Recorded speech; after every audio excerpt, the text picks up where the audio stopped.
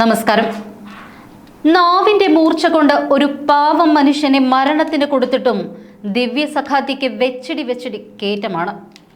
വാക്കിൽ മധുരം പുരട്ടി CPM നവീൻ ബാബുവിന്റെ കുടുംബത്തിനൊപ്പം എന്ന് ആവർത്തിക്കുമ്പോഴും വേട്ടക്കാരിയായ ദിവ്യയെ പാർട്ടിയുടെ പരമോന്നത പദവികളിലേക്ക് കൈപിടിച്ചു കയറ്റുകയാണ് സ്നേഹസ്വരൂപരായ നേതാക്കൾ. നവീൻ ബാബുവിന്റെ മരണത്തിലെ ദുരൂഹതയിൽ CBI അന്വേഷണം ആവശ്യപ്പെട്ടുകൊണ്ട് ഭാര്യ മഞ്ജുഷ നൽകിയ ഹർജിയെ സർക്കാരും പാർട്ടിയും എതിർക്കുന്നത് തന്നെ പാർട്ടിയുടെ ദിവ്യ സ്നേഹത്തിന്റെ തെളിവാണ്. അതിനിടയിലാണ് ഇപ്പോഴിതാ PP ദിവ്യയെ വീണ്ടും സജീവ രാഷ്ട്രീയത്തിലേക്ക് കൊണ്ടുവരാനുള്ള പാർട്ടിയുടെ തീരുമാനം. കണ്ണൂർ ജില്ലാ പഞ്ചായത്ത് ധനകാര്യ സ്റ്റാൻഡിംഗ് അംഗമെന്ന പദവിയിലേക്കാണ് വെള്ളിയാഴ്ച രാവിലെ കണ്ണൂർ ജില്ലാ പഞ്ചായത്തിൽ നടന്ന തിരഞ്ഞെടുപ്പിൽ PP ദിവ്യയെ തിരഞ്ഞെടുത്തിരിക്കുന്നത്.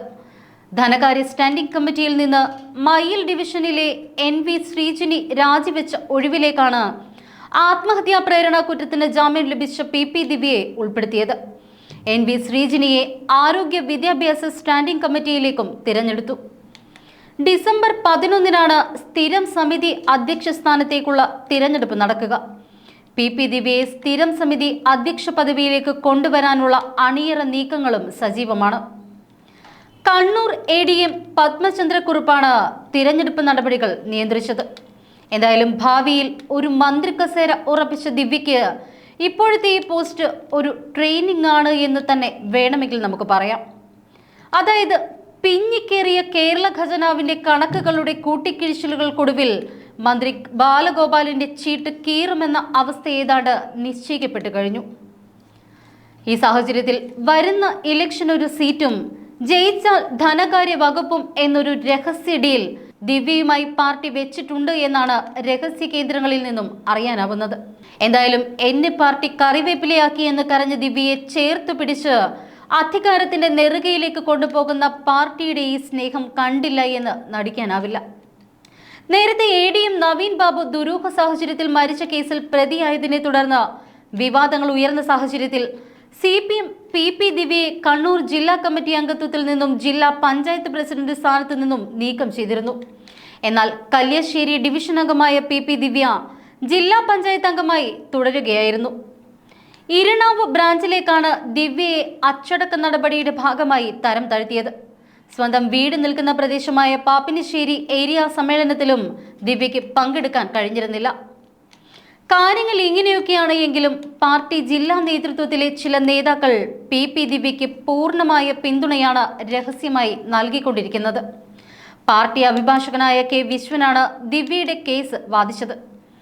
തലശ്ശേരി പ്രിൻസിപ്പൽ സെഷൻസ് കോടതിയിൽ നിന്നും ദിവ്യയ്ക്ക് ജാമ്യം കിട്ടിയതും വിശ്വന്റെ അശ്രാന്ത പരിശ്രമത്തിനൊടുവിലാണ്.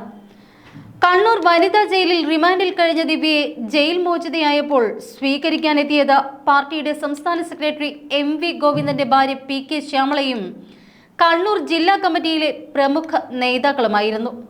ഇത് വിവാദമായതിനെ തുടർന്ന് ദിവ്യക്കെതിരെയുള്ള അച്ചടക്ക നടപടി തെറ്റ് തിരുത്താൻ വേണ്ടിയുള്ളതാണ് എന്നും പാർട്ടി നേതാക്കൾക്ക് അവരെ കാണുന്നതിൽ വിലക്കില്ല എന്നുമാണ് CPM സംസ്ഥാന സെക്രട്ടറി MV ഗോവിന്ദൻ പ്രതികരിച്ചത്. എന്തായാലും ഏത് സാഹചര്യത്തിലും ദിവ്യയെ പാർട്ടി കൈവിടില്ല എന്ന് തെളിയിച്ചിരിക്കുകയാണ് ഈ നടപടികളിലൂടെ. അല്ലെങ്കിൽ നവീൻ ബാബുവിന്റെ ഭാര്യ നൽകിയ ഹർജി പരിഗണിക്കുന്ന ഇന്നലത്തെ ദിവസം തന്നെ ഇത്തരത്തിലൊരു സ്ഥാനക്കയറ്റം നൽകി ദിവ്യയെ സന്തോഷിപ്പിക്കാൻ പാർട്ടി ശ്രമിക്കുമായിരുന്നില്ല. അതിനർത്ഥം സഖാത്തിയെ വെറുപ്പിച്ചാൽ CPMലെ പല ഉന്നതർക്കും പൊള്ളുമെന്നും പലർക്കും അത് കൊള്ളുമെന്നും തന്നെയാണ്. എന്തായാലും ഇത് ദിവ്യയുടെ തിരിച്ചുവരവിന്റെ ഒരു തുടക്കം മാത്രമാണ്.